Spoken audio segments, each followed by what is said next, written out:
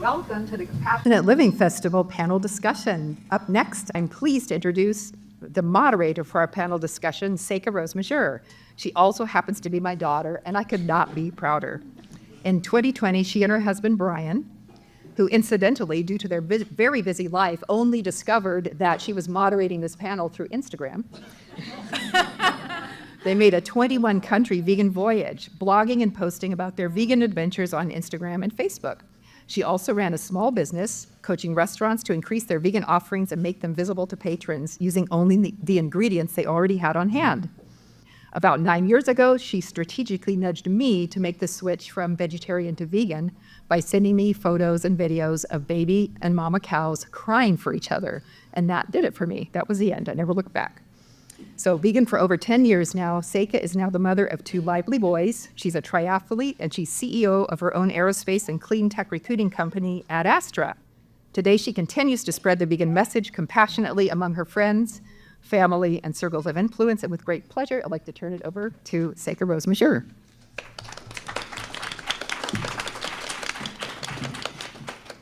Thanks, Mom. Very excited to have all of you here and have this great discussion about making an impact with our daily choices. I'd love to first introduce our incredible panel. It's pretty awesome. So really excited to jump into this discussion. We've got Eunice Reyes, the remarkable creator behind the award-winning YouTube series Rated V for Vegan and a pioneer in the world of vegan travel. She's the winner of 2, I know, there's more, but wait, there's more. The winner of 2 Taste Awards for Best Reality Series and Breakout Foodie of the Year. Eunice shares insights from her journeys, favorite dishes, and travel spots to share how fun a vegan lifestyle can be. All right, now, thank you. We have Chelsea Davis, as you've heard, the dynamic founder of the Vegan Night Market here in Portland, Oregon, an event that brings together local plant-based businesses and the vegan community in a vibrant and inclusive space. If you haven't been, please check it out. She's passionate about creating platforms for compassionate living and co-founded the Animal Rights Collective Portland. It is dedicated to promoting ethical and sustainable lifestyles through her work.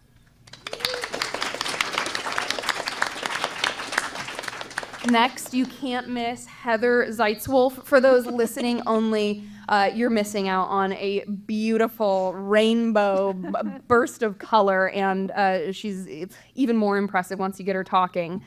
She's known as the Savvy Frugal Vegan and dedicated to living compassionately and guiding others to do the same through coaching, workshops, and events. As a speaker, teacher, activist, and content creator, Heather's mission is to use these to support 1 million people in adopting and maintaining a healthy, affordable, plant-based diet.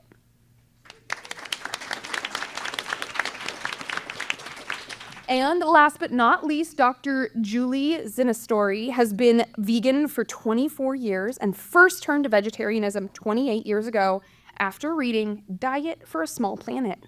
In her current position, she analyzes the environmental burdens and benefits of goods and services like agricultural products, electronics, and construction products. Julie has also taught courses on life cycle thinking and sustainable product design in the mechanical engineering department at UC Berkeley.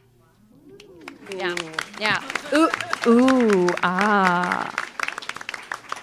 That's right. So keep these topics and areas of expertise in mind while you're filling out any of the questions that you may have to ask here. But I think we're going to dive into some pretty interesting conversation. So to kick us off and with the title of what this panel is all about, I'd love to ask each panelist to let us know, we can kind of start on this side and move on over, what is one of your favorite ways to make an impact with your daily choices? I would say it's just overall positivity. Like, the first line on my Instagram bio is there for a reason. I always say I like to excite people about plant-based food because you can't really force someone into a vegan lifestyle.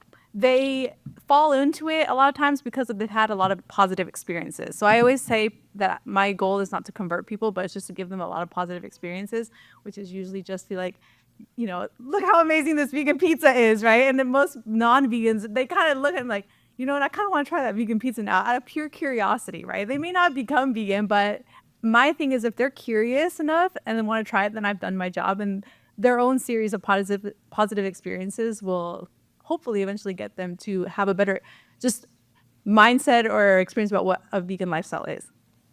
That is so beautiful. And for a lot of people who have become vegan at some point in their lives and consumed content like Dominion, right? It can get very tempting to want to push this view on other people. And what you're talking about and kind of coming at it from a very justifiably angry place doesn't necessarily invite people into the space and coming at it really inviting them through joy.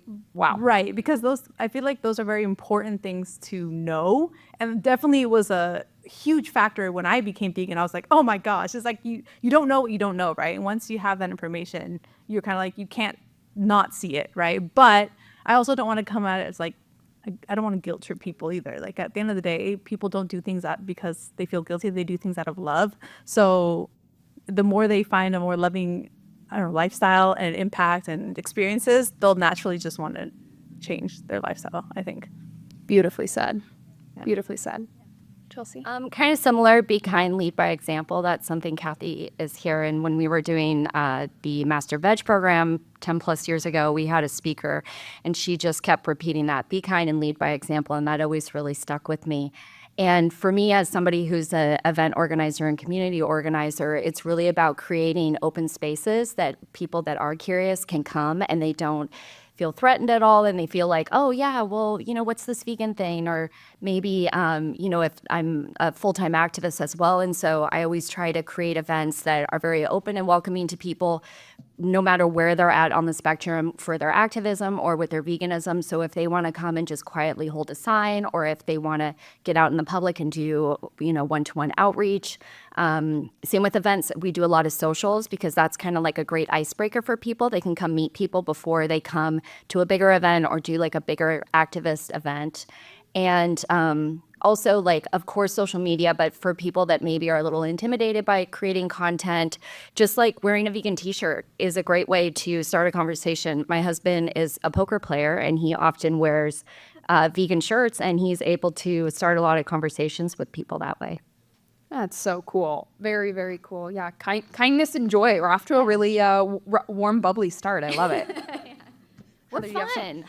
Heather, you have something savage to give us? Or? Oh, well, you guys have stolen my thunder because I'm all about positivity. Yeah. So, yes. And I feel like the best way to change people's point of view is through their tummy. So I like to cook delicious food and sneak in tofu. I call myself the tofu wizard. And sneak in tofu whenever I can and be like, you can say tofu, because people are always like, oh, but I could never give up cheese, or I don't like tofu, and all these different things that you hear. So I want to make it very positive. I are not judgmental. I grew up with a dad who had a fish market when I was a kid. So and my mom was from Minnesota, so I grew up on meat and potatoes and all that. So I remember that those are my roots. And so I am not judgmental with anyone at all. And I just want to make it super positive and feed them delicious food. And also get rid of these ideas that veganism is expensive and all these things that people think about it like, oh, well, you're the butt of a joke and all these things. So I'm trying to change that perspective. Yeah, really changing hearts through the narrative and through tummies. I love it. Yeah. I don't know if we'll ever not be the butt of the joke, though. I'm not sure that day's coming soon. Okay, well, I guess I'll try to say something different, because obviously I plus one everything you said, and along the lines of what they do is something I offer everyone I know who's not vegan is, if you want to try a vegan meal with me, I will pay for it. So you don't even have to, feel like you're going to waste your money. Well, what if I don't like it? Well, then you didn't got a free meal. Well, whatever. But from my perspective, what I'll add to what others have said is science. I like to myth bust when people are like, oh, you're a vegan, and of course the protein question and the B12. But I'm not that kind of doctor. I'm not a medical doctor, although I do know a heck of a lot about nutrition.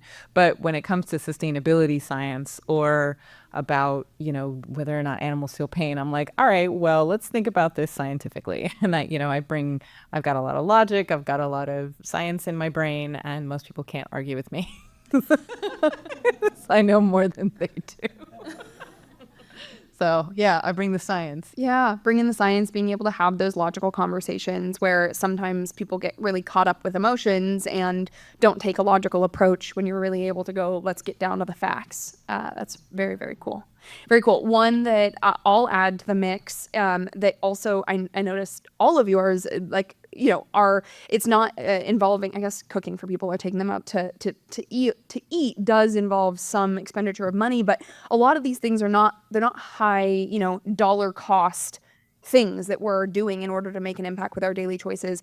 One that came up for me was this was like 7-8 years ago when I was in Los Angeles and had lots of time on my hands and started leaving Google and Yelp reviews for restaurants that maybe they weren't even that vegan friendly, but they had something. I'm like, I can modify this and make it really great, and there's a vegan option. And by leaving a review with that explanation, now these shops are popping up with somebody searches for vegan. And so I was like, suddenly was getting tens of thousands of views on my reviews just because it had the word vegan, right? So people are like searching vegan in the area, my reviews all pop up. And that's one example of a completely free way to make an impact with your daily choices, make it easier for vegans who don't want to, or people who are veg curious who don't want to necessarily go into a restaurant and say, hey, this is awkward, but can you specialize something for me, right? And they're able to go see what they can eat. And obviously there are great tools for that as well outside of Yelp and Google that are more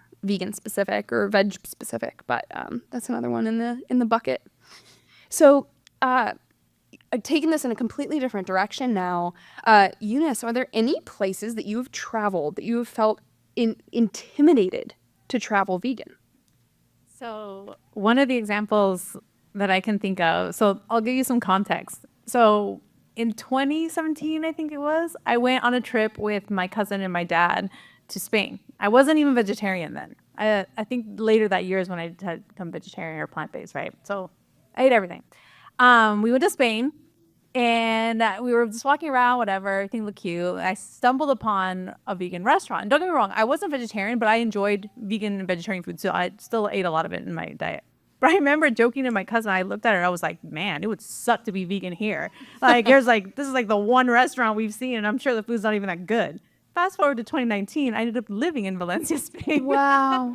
And I was like, I remember just laughing. I was like, oh my gosh, like, am I going to even find vegan food? Because I had already been to Spain as a non-vegan, right? And I would, see all the jamon everywhere hung up. It's a very meat and dairy heavy, culture. But thankfully, to my surprise, I remember when I was like kind of researching and just like stumbling upon different restaurants, it was so vegan friendly. Like, I remember being shocked that at almost any little bar, like there they call them bars, like they'll serve you coffee there, right? You could ask for a plant-based milk. And I was like, what? Like, I was just shocked. I remember thinking, okay, I'm glad that I was pleasantly surprised. But I remember initially I was like, oh my gosh, what am I going to eat here? They're not going to have anything for me here. But yeah, that was one place I remember being intimidated, but thankfully it's not anymore. Yeah, that's awesome. And I think part of the secret there is you go and check it out and ask the questions and you're able to make it like almost anywhere. Right. And I think that's why I was always so excited too when I started living there to make a lot more content specifically to Spain, because I was like, no, people need to know that this is a very vegan friendly country, despite what you may think or what you see on social media or on YouTube or everything, right? So that's awesome. That's awesome. It's definitely something that I've heard many times. Like, well, I like to travel, and then it becomes too cumbersome, and it doesn't have to. no. Doesn't have to. So it makes a lot of sense. Traveling vegan is awesome, and it's definitely accessible to everyone who is interested in traveling. There is a way to make it work with food. But speaking about being home and building a community, Chelsea, talk to us a little bit about creating a conscious community that's really leaning in and making aligned decisions. This is a big question.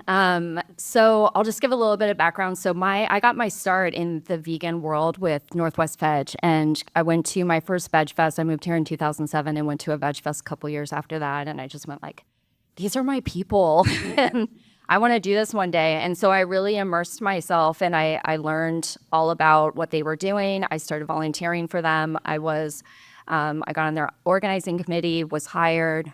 And I absolutely love, again, creating events that are welcoming for the newest person, the person who's curious. And the thing that I love about big events like this is if you look around, like we have people from all walks of life and all different backgrounds. And I think that's the important thing to remember when you are doing your advocacy work is that you matter and your skills matter and your background matters.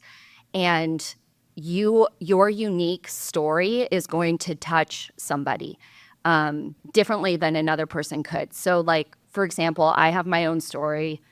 I'm going to mention my husband again because he has a really cool story. He was hunting since he was in the womb. His mother is right there. And his dad was a fishing guide for 30 years, and now he's a vegan activist. And like his story is going to reach people that I can't connect to. So I think that's a really important thing. Like when you're building a community, like thinking about, well, what are my skill sets and how can I lend that to an organization that I care about? And we really need everybody. We need people from graphic designers and content creators to people that just like to talk to others, to like to cook. And I think that's how you really build a sustainable, complex, compassionate community is you open it up to all these different people and really like figure out how they can leverage it and feel ownership and involvement.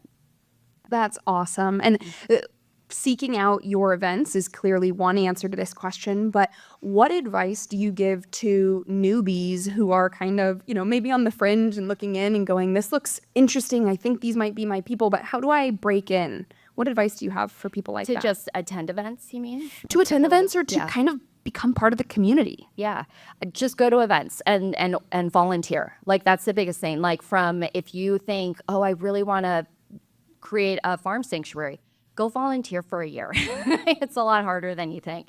If you're interested in, just like getting around other people or maybe, so with ARC PDX, we have a wide range of events from, we have a woman that loves books. And so she started a book club that's been really fun. And we do that on Zoom and we have it in person. And again, like making it as accessible as possible.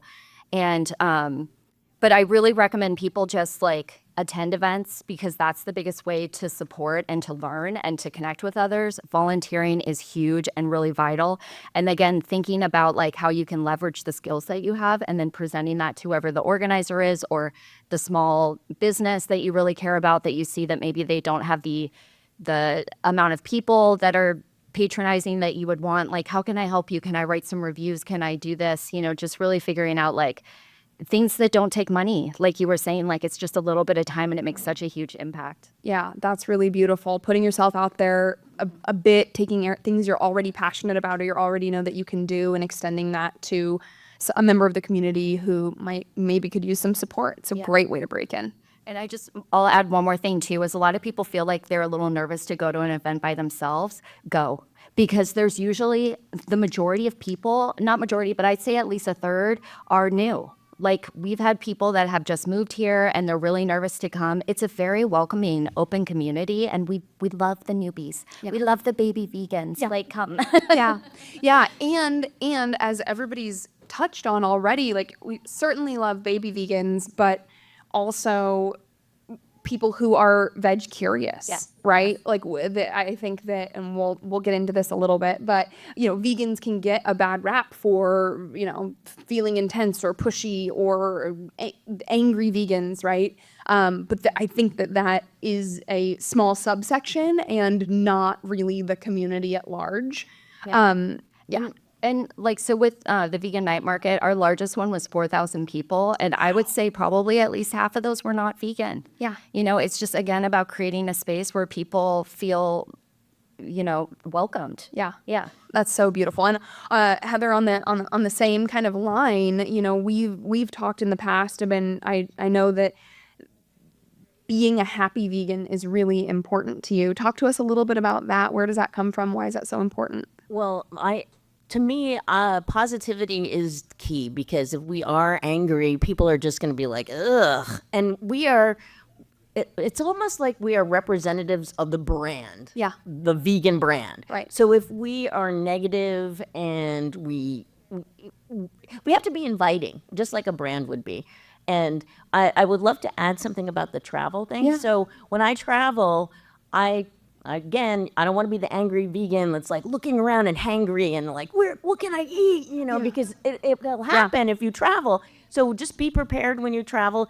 I always just assume that there's going to be nothing vegan. And I go to conferences a lot, and sometimes I'll be pleasantly surprised. But what I do is I plan. So I'm a frugal person. So I always find a place that has a kitchen. I map out, is there a Trader Joe's? Is there a Whole Foods someplace nearby that I can get groceries? I always bring an extra. I travel Southwest, so I can have 2 carry-ons and 2 pack bags for free.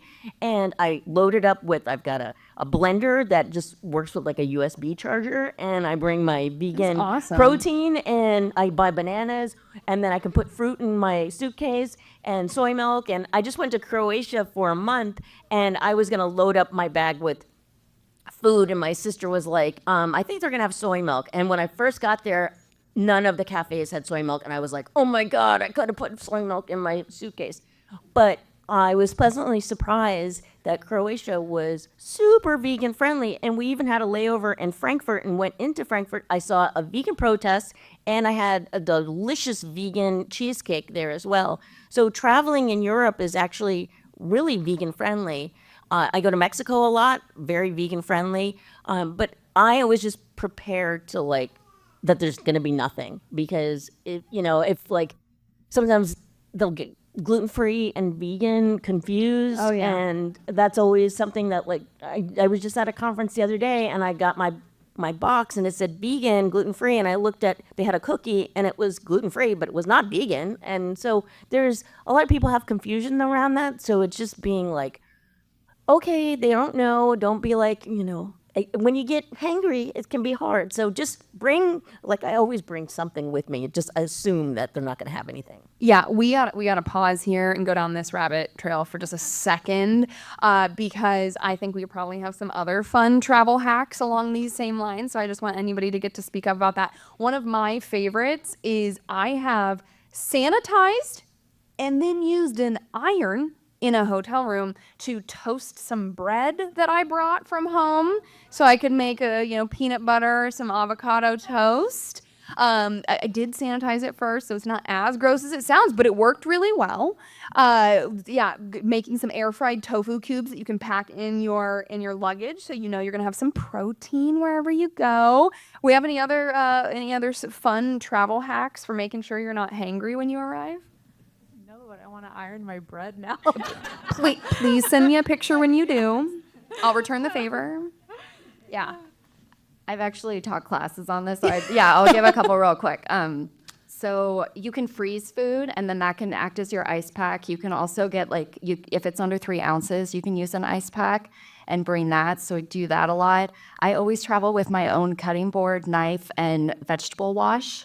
And we've traveled all over and done that. And also Google Translate, just download Google Translate, and that will get you through a lot. Yeah. One thing though, if you go through PDX, do not bring hummus, even if it is sealed. They will take it away from you. It is so tragic. You're like, I'm going to be on a 10-hour flight, and they just took away my hummus. But in Frankfurt, I asked them, will you take away hummus? And they were like, no, why would we do that? So This is a travel hack that's only relevant to a really specific subsection of people, but if you are a breastfeeding mom, you can get a lot of alternative milks through Travel Security. And if you have little kids and you say they're vegan, I need these snacks, you can get even hummus through Security. So anyway, mamas, dadas, listen up. I mean, is it old news? Happy Cow? Right. I always Happy Cow before I go. Always. And see what's around. Yeah.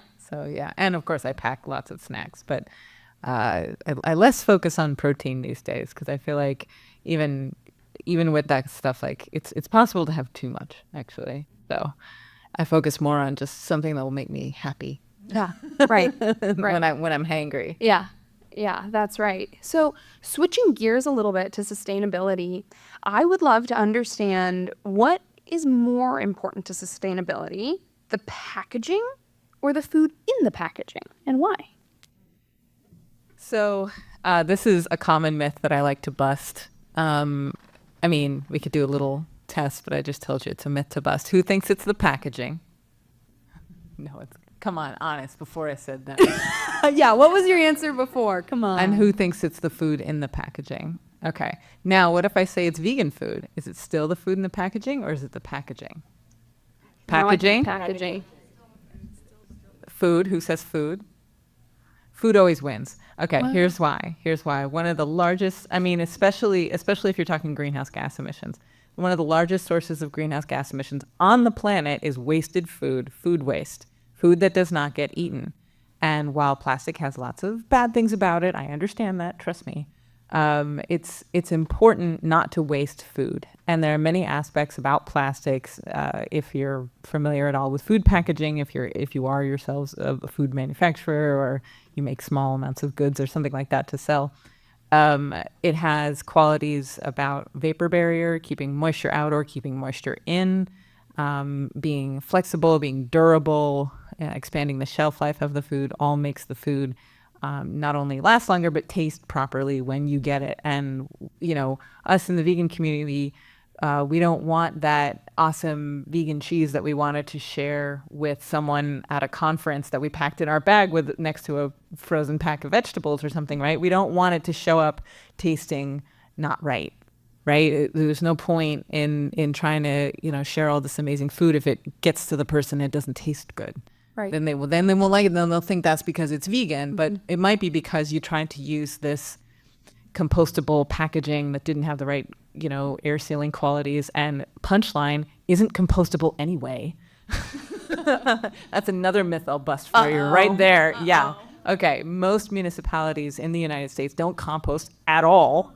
Number one. And the ones that do, even here in Oregon, not all of them will take the packaging material. They'll take green waste, they'll take actual food waste, they'll take yard waste and stuff like that. But a lot of them, even here in Portland, they won't take like that sort of quote unquote compostable plastic cup thing. They don't take that. Double check your waste management thing. They don't take that. And that's because they don't do the kind of composting here that would be able to break that down. And if you crumpled that cup or that packaging up and try to put it in your backyard and wait for it to compost, it's not going to. So lies, all of them. No, no. There are some municipalities. So I used to live in San Francisco. There are some municipalities that will take that stuff because they do a different type of composting and they can compost it, but it has to be in a commercial sized composting facility that can raise things to certain temperatures and agitate and add certain microbes and stuff like that to actually get that stuff to compost. So on top of, and I've talked to food manufacturers, in what I do, I talk to food manufacturers all the time. And they're like, okay, this bio-based plastic coating or packaging or whatever, it's more expensive. It doesn't have as long of a shelf life. And now you're telling me it's not actually even compostable, but they get all this hate mail because they're like, why are you packaging your stuff in plastic? Plastic is bad for the planet. And so they switch to the compostable stuff, and it's still going to the landfill. They're both going to the landfill.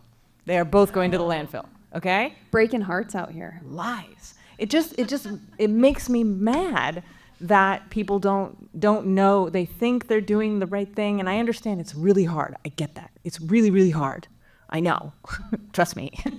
I have cared about the planet since I was 10 years old. And the more I learn, the more complicated it gets. But rule number one, don't waste the food. I don't care what it came in, don't waste the food. If you can reduce plastic, if you can buy in bulk, if you can reuse the plastic or avoid it, great, fine. But don't send hate mail to your vegan companies being like, stop putting it in plastic. Because the point is to get more people to try the food, all right? And to like it and to think, oh, I don't have to give anything up, because you know what? That sliced cheese that comes from a cow has way higher environmental impact than that sliced cheese that doesn't come from the cow that's vegan. And then, yeah, they both come in a plastic package. Plastic, I understand, it's a problem, yes, but the climate crisis will kill us first. priorities. Might be an unpopular hot take, and I don't care. Fight me. So we've got don't waste the food. Don't waste the food. And part of that is going to come from being thoughtful about what you're purchasing, not over purchasing so that you've got the right amount of food. Composting at home. I don't mean to fire you up about Compost the food. Yeah, compost the food. Yeah. Absolutely. Yeah, not wasting, turning that into something that you can feed your own garden. Sure. All right, and not being upset with vegan foods that are coming in plastic packaging, because really helping the world through vegan food is more beneficial. All right, I love it. And so along similar lines, how do we understand and respond to the perception that vegan food is highly processed? This is my other favorite myth to bust. Here we go. Ready? Okay, so, all right. People say, oh, vegan food, it's such processed food, whatever. Okay, number one, not all of it is. Clearly, I mean, have you had an apple, right? Also vegan. But let's focus on the processed vegan food, right? So it's all about turning plants into something that doesn't look like plants anymore, right? Whether it's a vegan meat or a vegan cheese or whatever, right? This is what I argue with animal eating people who say to me, oh, you have to eat processed food. What do you think the animal's doing? The animal is, human beings treat the animals as processing facilities. We feed into them plant-based materials and other garbage, right? And they turn it into their muscles or their secretions or whatever. And then, yeah, maybe on the label, the label just says milk, but hundreds of things went into that cow to make that milk, right? It's just they're treating the animals like a processing facility. Okay, fine. So you take a bunch of ingredients and you make a plant-based milk or a plant-based cheese or whatever. You know what it was made in? A completely sterile environment that does not produce any of the nasty, no fecal matter, no pus, no bacteria, none of that stuff, right? Completely clean, sterile environment. Yes, it was processed into some other thing that doesn't look like what it came from. Great. Which one would you pick? Do you want the living, breathing thing that's full of fecal matter and could give you E. coli or listeria or bird flu or whatever? Or do you want the sterilizable tank that looks like what beer is made in?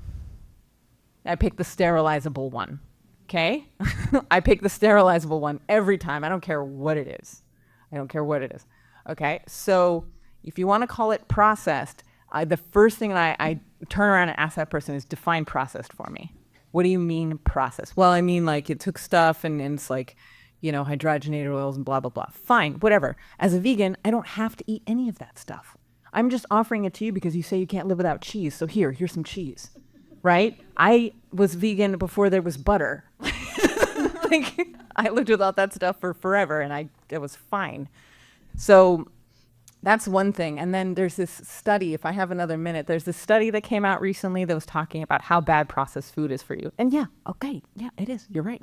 The World Health Organization classified processed meat as a known human carcinogen in 2015, and non-processed meats, regular meats, as a likely human carcinogen, if you want to get technical about it. But if you're talking about processed food, this study, what it looked at was like health outcomes of people eating a lot of quote unquote processed food versus not. And what they did was they bulked all processed food together. So whether it was a plant-based processed food or an animal-based processed food, that was the processed food category. And the main headline was that the processed food was really bad for people, and that category also included plant-based food. You know what the study didn't find once you subdivided out those two things? It found less of a correlation of poor health outcomes with the plant-based processed food than the animal-based, but it's because they put them both in the same group that's what the headline was. So think, when they say, okay, processed food's really bad for you, and we put in that category plant-based processed food, ergo plant-based processed food is just as bad for you as the animal-based? No, that's not what the science said. But people don't ask that question. Question more, dig in more. And if you don't want to read scientific studies, find someone who does, or find that accurate scientific information. So those are the two ways that I myth bust about processed food. Yeah, and I love that solution. Not all minds or energies are drawn to reading scientific material, but there are people that you can learn to trust that are consuming that information and can make that into digestible insights for people who aren't called to that sort of information. My husband was saying to me this morning, he was like, I read this really annoying headline that said, sure, vegans can get enough protein, but they have to eat processed foods to do it, which is silly at face value. But it's also frustrating because, I mean, I don't know a single person, vegan or not vegan, who isn't eating some processed foods. So to make it sound like that's this atrocious thing that only one diet lifestyle group is doing is it's frustrating. But if people are just consuming those headlines, it can kind of lead you down a different way of thinking about what it means to be part of a compassionate lifestyle I community. just want to do a quick shout out for Dr. Michael Greger and nutritionfacts.org. Like if anybody has any questions on anything, or if you're talking to somebody and you get a little overwhelmed about it, very, very specific videos, just like you're talking about taking all of the research and then putting it into this very palatable, digestible, 3-minute video. Yeah. Yeah. Yeah, that's absolutely great. He's written some incredible books and has some amazing content. It's a really great resource. Thank you. Thank you. So we're talking about, we brought in the factor of Earth, right? Saving our planet and climate. And I know that a lot of people are brought to compassionate living and brought to a vegan lifestyle through a desire to save our planet, right? This question's to all of us. How can we welcome, as individuals and as a community, how can we welcome people into kind of the vegan lifestyle when they've come to us through a kind of a climate perspective, but maybe, still are saying, but I can't give up my meat and cheese, right? How do we welcome these people into our community? So when I usually travel and I feature food, one of the main things I look up, this is my build process, for example, because I just love food in general, for example. So if I go to Korea, I'm obsessed with Korean food right now, right? When I wanted to go to Korea, well, I've been watching a lot of K-dramas, so I'm very kind of familiar with a lot of the food they like to eat. But typically, if I'll go to a country, I'll be like, what are the top 5 foods that this country is known for, non-vegan, right? And I look up the names. Oh, okay, I'll give an example. In Porto, Portugal, Francesinha is what they're known for. Francesinha is basically, it almost looks like a croque monsieur, but it's like their version of it. It's like bread with cheese and gravy and sauces and everything, right? And I remember thinking, I wonder if somebody makes this vegan. I remember looking that up and like, this is gonna be a long shot, but let's look it up. Turns out there's someone that makes it vegan. He used to be non-vegan for years, and then for whatever reason, he decided to become vegan for health reasons, and now he makes one of the best vegan francesinhas in Porto, Portugal. So I made a video on it, and I always make the effort to only feature foods that are specific to a certain culture, because it's very important that people realize that they do not have to give up any of the food that they grew up eating just because they're going plant-based. Like, I'm Salvadorian, so when I went vegan, my friends and family were like, so you're not going to eat pupusas anymore. For anybody who knows what pupusas are, they're usually corn tortillas stuffed with a lot of cheese. And I was like, no, I'm not going to give them up. I just substituted the ingredients, right? So it's just, there is that education piece of like finding the right substitute. I myself went through that. So it's like, okay, I know I have this addiction to either queso fresco or like crema, sour cream, right? I was like, how am I going to change that? Okay, I looked into like a cashew-based crema, right? And I remember that blew my mind. I was like even more excited. I was like, oh, okay, I can give up this now. What else can I give up, right? And it was just like, you kind of have to allow yourself to be creative. And I always tell people, you're entitled to your journey. Mm-hmm. It doesn't matter how long it takes you if you want to become a vegan eventually. Like, I had to be vegetarian for 3 years before I became vegan. And I had grace on myself. Like, if I caved and I ate something, I was like, okay, you know what? Whatever, I messed up, but I'm going to just like, keep going towards my goal. And I think it's important to just not pass any judgment and just get people like, oh yeah, like if you want to try this, or like, we'll say like love of food, like I had a friend who was like, okay, what can I do to substitute chicken, right? So I would give them all these different options, or a brand that I thought had a lot of clean ingredients. Or I was like, have you ever tried mushrooms? If you have oyster mushrooms, sometimes they're like, what? So it opens up their eyes to a lot of different things. So I think at the beginning, if someone who's experienced in the vegan world can kind of share their experiences, because we've kind of done a lot of the work. And I've noticed that in my family, I'm the only one in my family who's like 100% vegan. And so you can tell that they get excited after consuming my content. They're like, I like what you're showing. I want to do it, but I don't know how to do it now. And I was like, okay. Yeah. So it's just sharing those little things of like, okay, let's try tofu scramble, or let's try this, right? So I think it's just being very open-minded and being patient with them, and just telling them that this isn't a conveyor belt process. Like, you don't decide I want to be vegan and then tomorrow you have to be. Some people do it overnight, and that's great. But they've also shown that the longer it takes you to transition, the longer you end up sticking with it.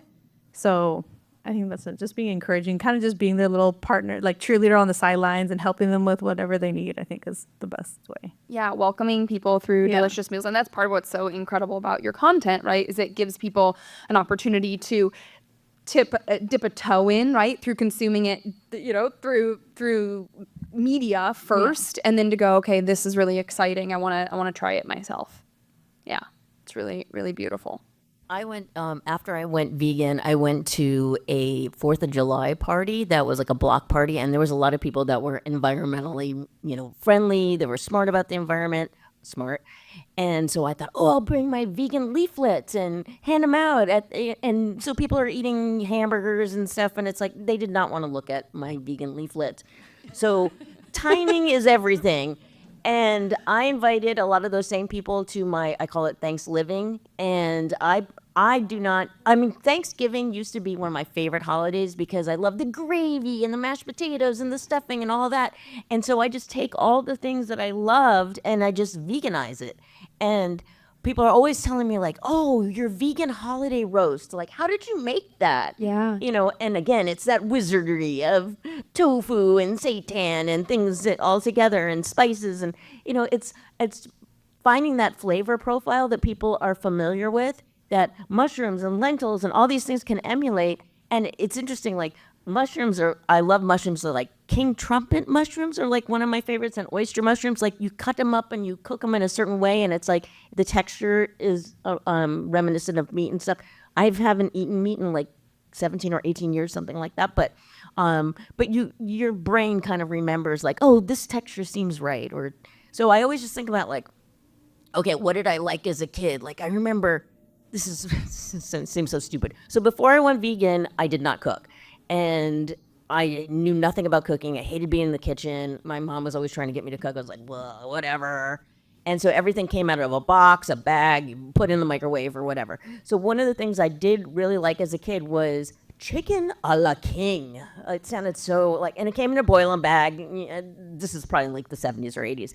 So I was thinking about like, ooh, chicken a la king. What was that? And so I did it with soy curls, and then I made my own sauce out of cashews. And so you can just think about like anything that you ate. Like the only thing I've not been able to emulate is cottage cheese. Yes. Really? Yes, everything except cottage cheese, and I'm okay with that. That's good.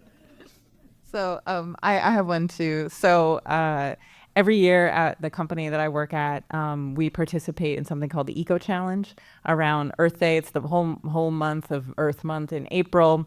And it's all these activities and things you can sign up to do. And some of them you do every day, and some of them you do once in the month, whatever. And one of them is a more plant-rich diet. They won't go full vegan, but whatever. And what I do at my job, because the company sponsors the Eco Challenge, is I will offer, the very first year I joined, it was 8 years ago, I said, hey, I'll do a veg pledge for a week, get people to pledge to go vegetarian or vegan as a part of the Eco Challenge. And every year since then, they've asked me to do it again. One year, they actually asked me to do it twice in 1 year, once for the earth stuff, but once also for health, right? Because companies know that if they can get their employees to eat more vegetables and less processed meat and stuff like that, it's actually better for their healthcare outcomes. So But yeah, when I first started several years ago, I got like 16 people to join the Veg Pledge, and I work at a very large company, so 16 is not very many. But this year, I got 170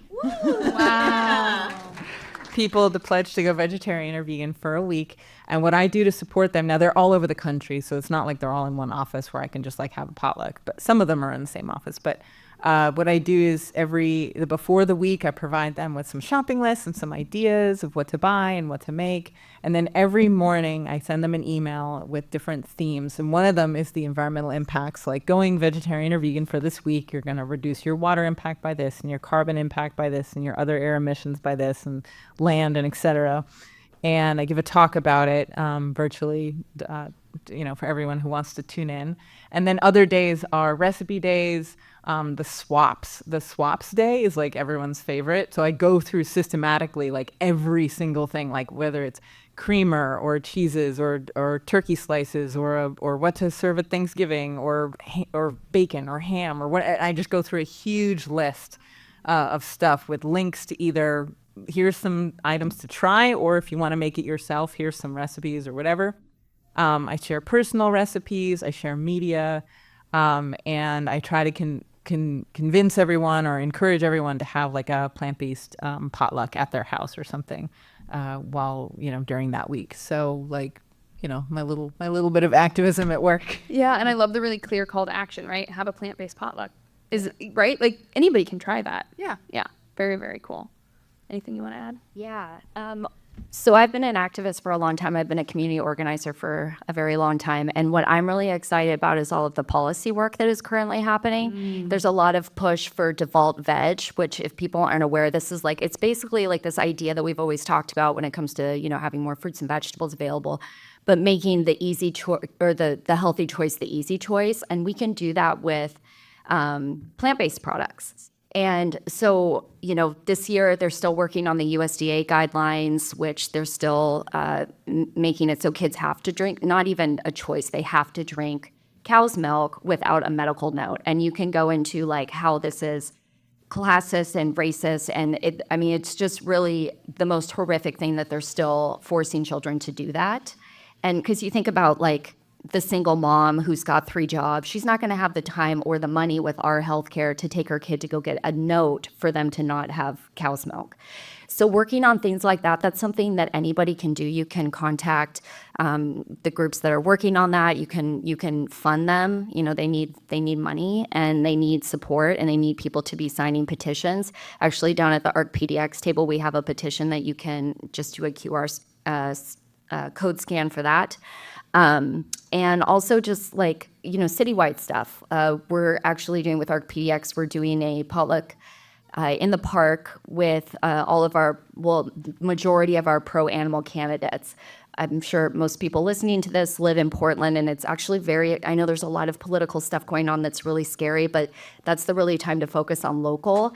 And the revamp that's happening in the city council is really exciting. This is like literally a once-in-a-lifetime opportunity.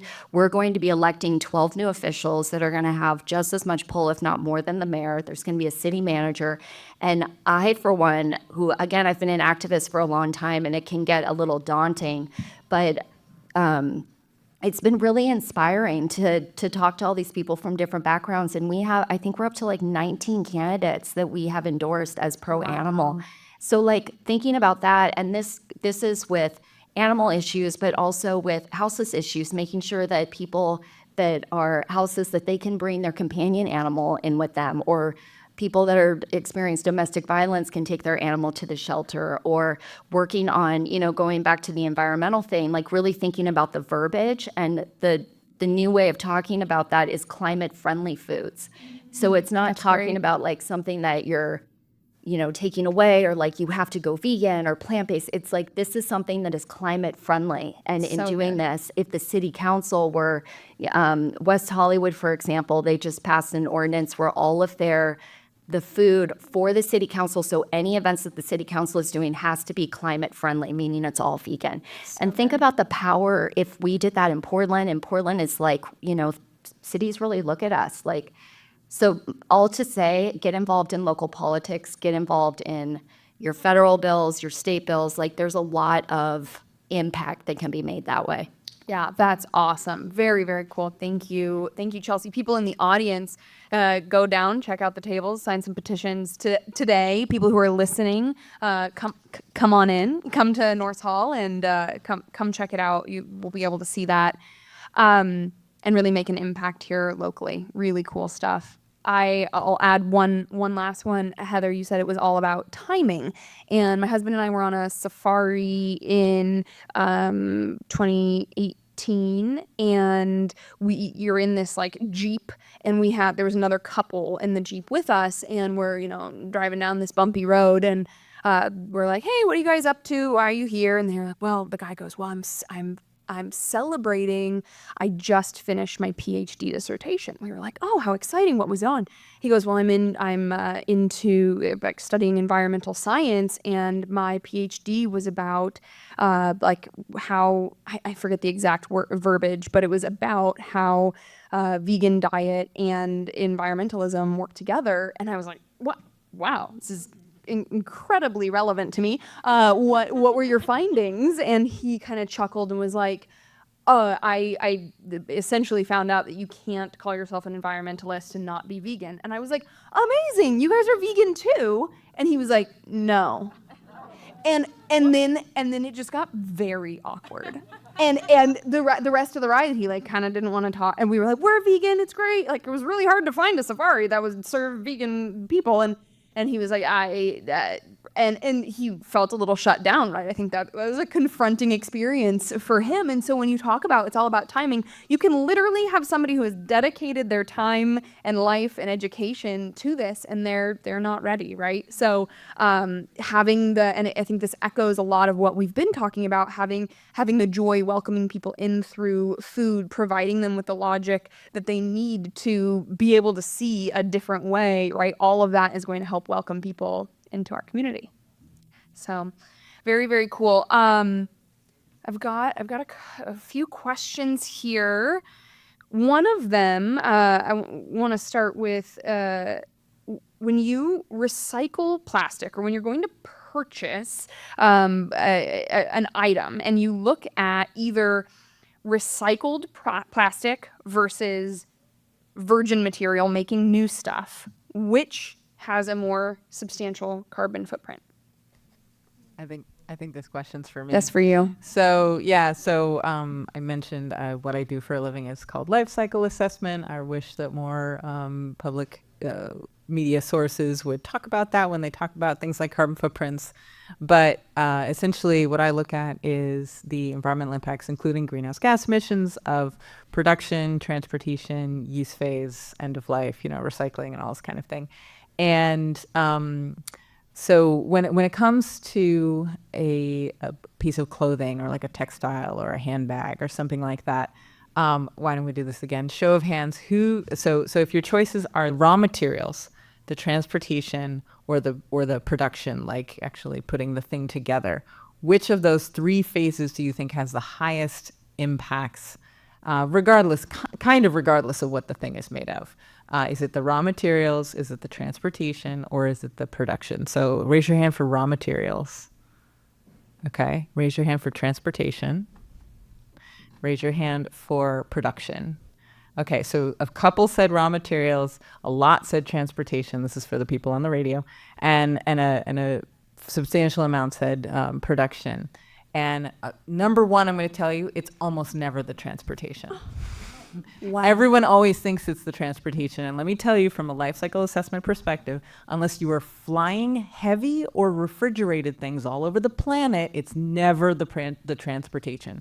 So yeah, don't buy asparagus from New Zealand in the winter. Duh. And that's going to have a heavy transportation burden. But when you want to talk about like your textiles, it's not the transport. And yeah, you might be like, whoa, but it was made in like China or Taiwan or something. It's never the transportation. It's more likely to be either the raw materials or the production. And that's where it matters what is the thing, right? And so when people talk about animal-based textiles like wool and silk and leather, then it's the materials. Now, if you want to talk about, to get to the question, if you want to talk about recycled material, a lot of the original burdens of production went to the first thing that it was, like a water bottle or milk jug or whatever it was. And then in the process of recycling, yes, it uses resources to do that. Yes, you need energy, you need water, there's washing. What they do is they turn it into this chip flake of recycled plastics, and then you can melt that down and turn it back into another bottle. You can spin it into fibers and threads and make yarn and make new stuff out of it. So like a recycled plastic bag, like a handbag. And I think part of the reason this question came up is I brought my show and tell. I'm holding a handbag that it's made of 100% recycled materials, and my team has actually done a life cycle assessment on this bag. And this bag it's made from like recycled plastic bottles and everything like that. And we did a life cycle assessment on many items in this line, and all of the ones that were made from recycled material, like recycled plastic versus virgin plastic, the recycled material ones did have lower carbon footprint. Is it zero? No, it's not zero, but it's lower. And the other really important thing about the design of certain products is that it's designed to be completely recycled. Like they didn't put a lot of bips and bobs all over it that would have to be taken off before you could recycle it. So it is very easy to just throw it in a shredder, shred it all up when it's done, and turn it into another thing. So it's really important not only that something is made from recycled materials, but can it also be recycled when you are done with it? And so, yeah. That's my myth busting. That's awesome. Awesome. We have another question here. This is the only one that was signed who asked the question. And Chelsea, since you've made your husband famous, at this point, mentioning him a few times, it was signed Chelsea's husband. So this is another one for Dr. Julie Zinastori. Yeah. Oh, that would be her for her. Nice for you. Well, he can ask her questions anytime he wants. Yeah. So can you provide perspective on regenerative farming versus other methods of soil consternation? Oh, regenerative. Oh, geez. Okay, number one, there is no concise scientific definition of the word regenerative, period. It does not exist, okay? I'm not saying there aren't practices that you can't pile together and call them regenerative, but they're really just like this smattering of common sense, organic permaculture, crop rotations, and I used to be a farmer, by the way. I had my own farm. It was a vegetable farm. But yeah, I have been a farmer. I studied agriculture, conventional and organic agriculture, in school. My master's is in agroecology. And the term regenerative really gets under my skin because a lot of these, it's like, oh, well, I only buy regenerative beef and whatever. And it's like, number one, I would say to that person, define regenerative. Just ask them that. Define. It's this. No, you don't know. You don't know what it is. Number two, when it comes to, how nerdy do you want me to get on this? Soil conservation. You want me to talk soil conservation? Okay. When it comes to, there's a claim with regenerative that it rebuilds the soil in a way that it can sequester carbon, right? And that's not entirely untrue. You can do that with ungulates, cows living on pasture and whatever. You also don't have to kill them and eat them. You could just let them be. But what they're talking about is we have degraded a lot of land on this planet, not just in this country, but on this planet. And when you take a highly degraded soil, you've got a lot of the carbon has gone out of the soil, right? And so you want to get the carbon back in the soil, not only to sequester carbon so it doesn't end up in the atmosphere, but it actually improves the health of the soil organic matter, cation exchange capacity, all these kinds of things that get improved when you do this to soil. So if you take a super degraded soil and you do something like, rotational crops on it or perennials, and some of those perennials, grasslands, could be for animals to graze, and that'd be a great concept for, a farm sanctuary, right? And then you have the animals eat it and they defecate and fertilize, and you can increase the soil carbon dramatically, especially in like the first 5 years. And that is a lot of what gets talked about, is that dramatic increase in the initial years. But here's the thing about soil. It reaches like a critical capacity and then it kind of levels out. It's people say like, oh, well, look, it went super high in the first couple years, and they think, oh, it's going to do that forever. No. No, it's not going to do that forever. Honestly, what's going to happen is it's going to reach kind of a stabilization point, and it's going to increase a little, and it's going to decrease a little. It's going to increase a little, it's going to decrease a little. Unless you're trying to restore, a forest, which you're not going to do in grazing animals. You're not going to build that kind of carbon in perpetuity. So it's not the carbon, it's not the silver bullet that everybody thinks it is. Also, how do you know that it's going to stay in that land management practice forever? You could build up a whole bunch of carbon, and then someone comes along and puts it back in conventional agriculture, and then poof, there goes all that carbon. It's gone. It's been released. So, they're claiming credits for it, and they want to get paid for these credits and all this kind of thing.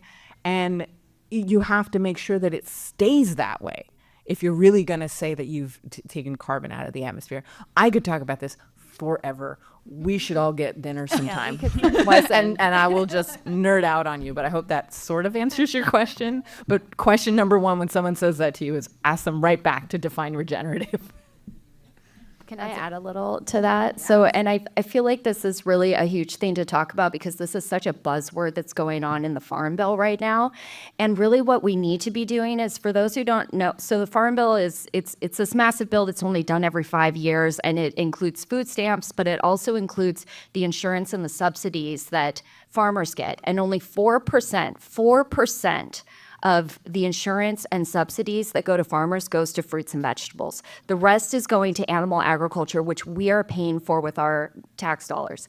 So there's a lot of talk about regenerative farming, but what we need to be talking about is transformation, which this is this concept of giving farmers money and this option that they so desperately want to transition out of animal agriculture. There's amazing groups like the Rancher Advocacy Program. They were originally, it's a farm down in Texas with Rowdy Girl Sanctuary. They were originally cattle ranchers raising and killing cows, and she fell in love with this one cow, turned it into a sanctuary.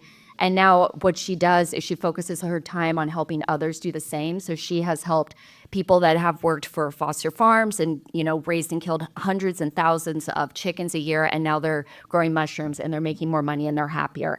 And there's a lot of great programs that are doing that, including I just want to do a shout out for Animal Agriculture Alliance. They are actually in DC and they are full-time lobbyists. So again, if you don't have the resources or the time to dedicate, if you have the time resources, if you have the financial resources to promote places like this, but also just going through social media, it's really easy to boost people by just liking and commenting, saving posts, sharing them, and helping to get the word out and helping their algorithm get boosted so more people can see these programs that so desperately need to be focused on. That's huge. That's huge. We all have social media or access to it very easily, and going and finding these programs, if you don't have the financial resources to support them, that is a massive way to uplift these people who are out there really making things happen. That's beautiful. Awesome. Probably our last question here is so fun. We could keep going for another hour, but we got to wrap it up. So another great question from the audience. How do you go about finding vegan supportive primary care providers? And do you integrate lifestyle and nutrition provider with your primary care provider? You want to start? I'd like to know the answer to this question. If anybody knows, please. I don't know that I've ever had a vegan primary. It's more about my self-education and making sure it's clear to them that they know that I am vegan, and don't try to tell me otherwise. And I don't know. My healthcare experience is usually me going to the doctor being like, I already know what I want. I already know what test I want you to order for me. And just having the scientific justification to be like, okay, I have this, and this, and I want that test, and just send me the result. Okay? And I know not everyone can do that, but I don't know. Yeah, I find with healthcare, you have to be your own advocate. And if you have elderly parents, I had elderly parents that I had to advocate for them. And even my dad was lactose intolerant, and in the hospital, and he had high blood pressure. They were giving him this cured meats with cheese on white noodles or some. Anyways, and I was like, he can't have salt and he can't eat cheese. Like, why are you feeding him this?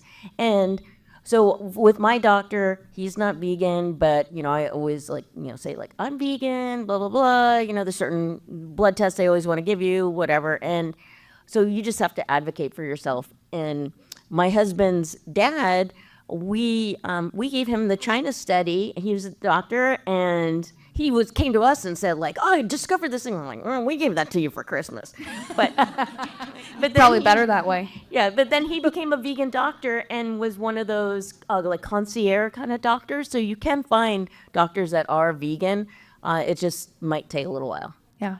I actually thought of something right now. So I grew up Seventh-day Adventist, and that Christian denomination actually advocates for a lot of plant-based diet. So there's some hospitals here like Adventist Health. Not everybody that works there is Seventh-day Adventist, and not every Seventh-day Adventist is vegan, vegetarian. But if they have grown up with that faith, they are very understanding and do advocate for it. They love vegan food regardless anyways.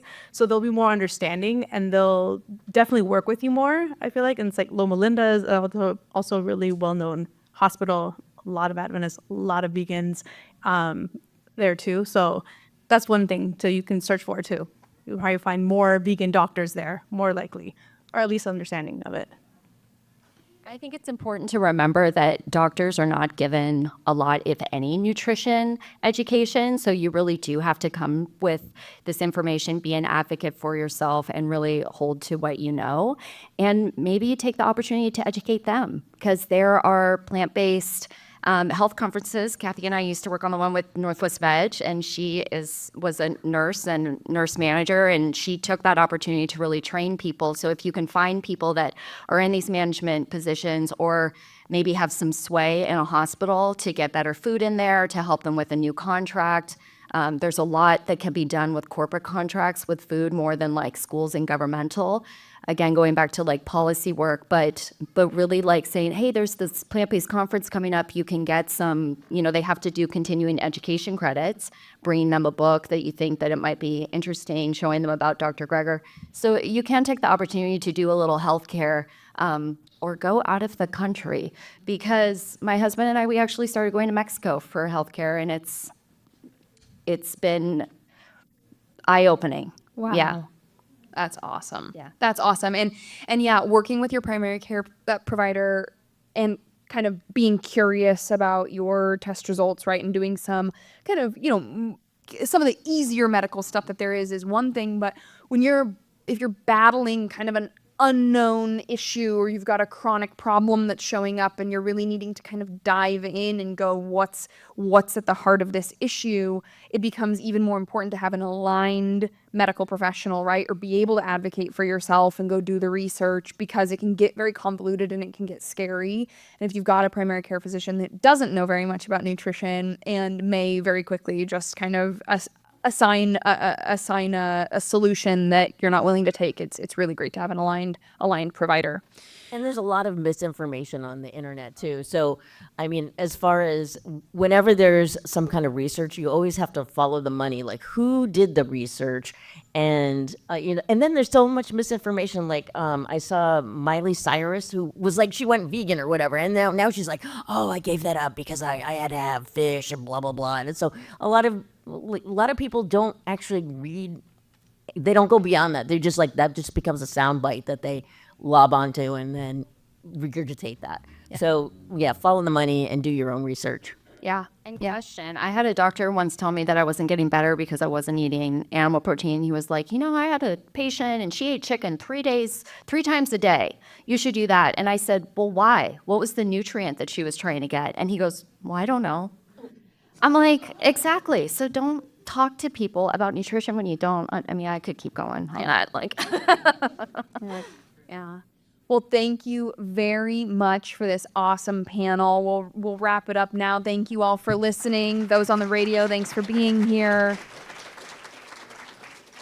And welcome to Compassionate Living to those who are new and those who've been here a long time.